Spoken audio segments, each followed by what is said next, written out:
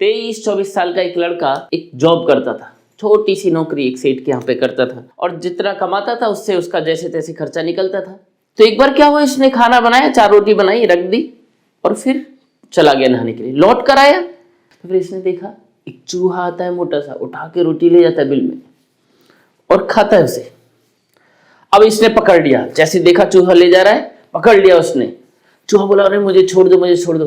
बोले भाई तू मेरे हिस्से की रोटी क्यों ले जा रहा है? बोले तुम्हारे हिस्से की नहीं है, मेरे हिस्से की है, मैं मेहनत करके लेके जाता हूँ। तो बोले अरे ठीक है, मैं तो जैसे तैसे कमाता हूँ, उसमें से एक रोटी तुम लेके जाते हो। तो चूहा बोला तुम्हारी रोटी खाई है मैंने, तुम्हें बताता हूँ जीवन में और कैसे कामयाब बन सकते हो, ये कामयाब कैसे बन सकते हो, तुम्हारा जीवन और बेहतर कैसे हो सकता है। महात्मा बुद्ध है यहाँ से कुछ दूरी पर, थोड़ा दूरी पर है, वहां चले जाओ, वो आपको बता देंगे जीवन में और कैसे समृद्ध बने।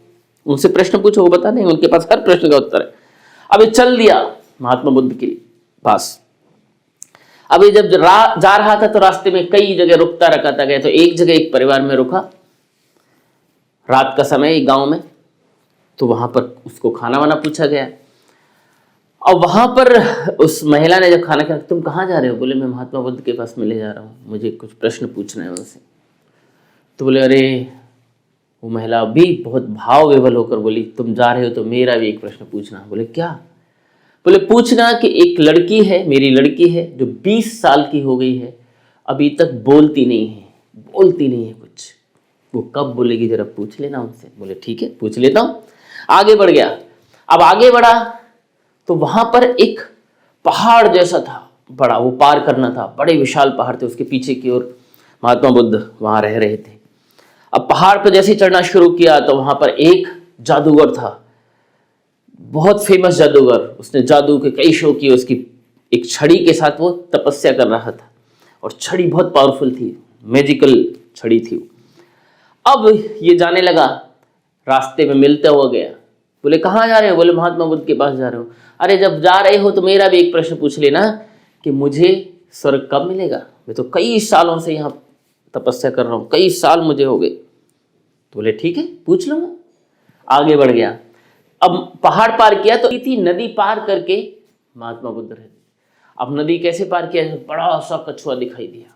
अब कछुआ यहाँ खड़ा था, कछुए से पूछा कहाँ जा रहे हो? कछुए ने इनसे पूछा, इससे लड़के से।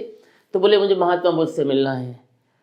बोले चलो मैं पार करा देता हूँ। रास्ते में कछुए ने कहा जा तो रहे हो, मेरा भी एक प्रश्न पूछ लेना, मैं कई सालों से इस नदी में हो गए हूँ, 300 साल लगभग मुझे हो गए हैं, मैं कब ड्रैगन बनूंगा कि उड़ पाऊँ?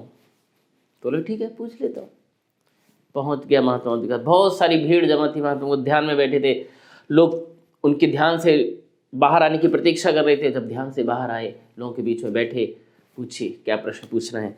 तो लेकिन उन्होंने कहा आप 3 से ज़्यादा प्रश्न नहीं पूछ सकते, 3 ही प्रश्न पूछ सकते हो।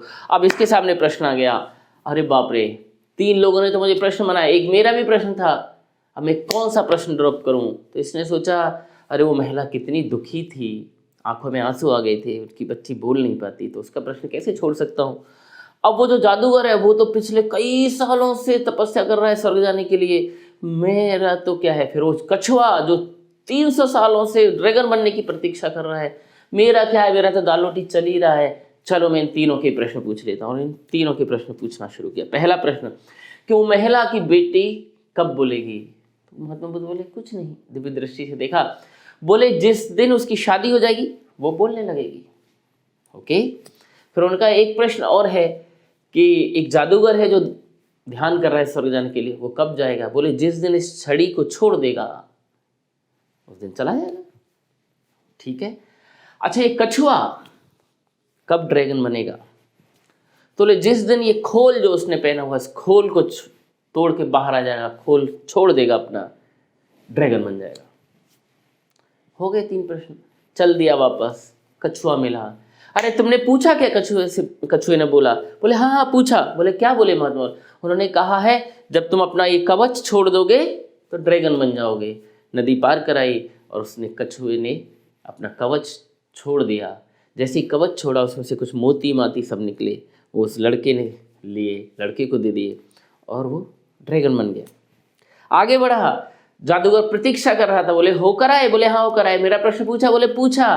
बोले कब जाऊंगा स्वर्ग? बोले महात्मा बुद्ध ने कहा है जब ये छड़ी छोड़ दोगे ना स्वर्ग चले जाओगे। तो छड़ी छोड़ दी उसने। बोले ठीक है, ये पकड़ो छड़ी, तुम लो आज के बाद इस छड़ी को। और जैसे ही छड़ी छोड़ी, ध्यान किया और उसको स्वर्ग की अनुभूति होने लगी। आगे बढ़ा, वो रास्ते में घर आया, उस बुढ़ी माँ के पास गया। बोले पूछा कुछ? बोले हाँ पूछा। जैसे इसकी शादी हो जाएगी, शादी होते ही बोलने लगेगी। अब वो माँ बोली, हवेली थी उसकी, पैसा तो खूब था, लेकिन बेटी बोलती नहीं थी। बोले इस लड़की के लिए योग्य वर देख लेना, शादी कर देना। तो लड़की की माँ बोली कि अरे तुमसे योग्य कौन मिलेगा। शादी कर दिया। अकेली लड़की थी, पूरी हवेली का मालिक भी बन गया। लड़की को लेकर चला वापस, वहाँ पर शांति के साथ रहने लगा। खूब पैसा आ गया, क्योंकि हवेली का मालिक भी बन गया, पावरफुल बन गया, क्योंकि छड़ी आ गई और शक्ति आ गई, सब कुछ आ गया, हीरे मोती भी मिल गए कछुए से। तो जीवन में कब हुआ ये, कैसे संभव हुआ? क्योंकि उसने अपना प्रश्न नहीं पूछा, दूसरे की चिंता की, त्याग किया उसने, अपना नहीं दूसरे के बारे में सोचा। जब आप त्याग करते हैं और दूसरों के बारे में सोचते हैं तो प्रकृति आपको देती है, फिर ईश्वर आपको देता है। त्याग करें। ड्रैगन कब बना कछुआ?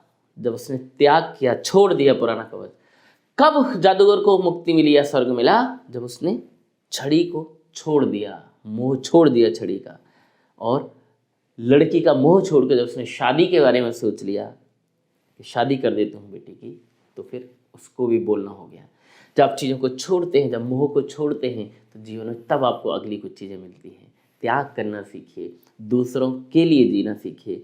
ईश्वर और प्रकृति आपको जरूर अपने हिसाब से और आपसे भी बेटर देगी। त्याग करिए, दूसरों के लिए सोचिए, ईश्वर आपके लिए सोचेगा। Thank you very much.